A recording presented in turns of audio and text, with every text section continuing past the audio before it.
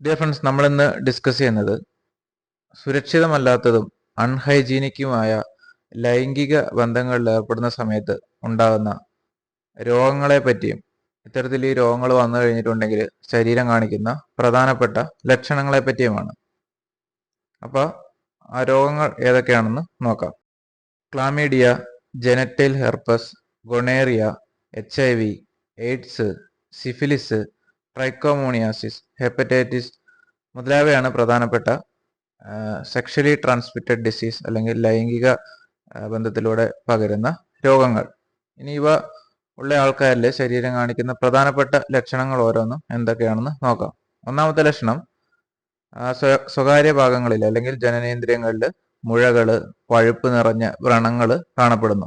രണ്ടാമത്തേത്, urine pass ചെയ്യുന്ന സമയത്ത് ബുദ്ധിമുട്ട് അല്ലെങ്കിൽ അവിടെ ഒരു വീക്കം ഒക്കെ അനുഭവപ്പെടുന്നു. മൂന്നാമത്തെ, യോനിയിൽ അല്ലെങ്കിൽ ലിംഗത്തിൽ നിന്നും ക്രമാതീതമായിട്ട് സ്രവം ഉണ്ടാകുന്നു.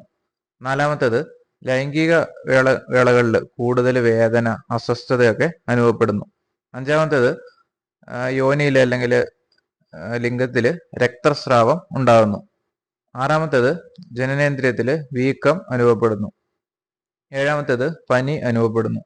എട്ടാമത്തേത്, ജനനേന്ദ്രിയത്തില് ചൊറിച്ചില്, അതേപോലെ തന്നെ ചുവന്ന് തടിക്കുന്നൊക്കെ അവസ്ഥ ഉണ്ടാകുന്നു.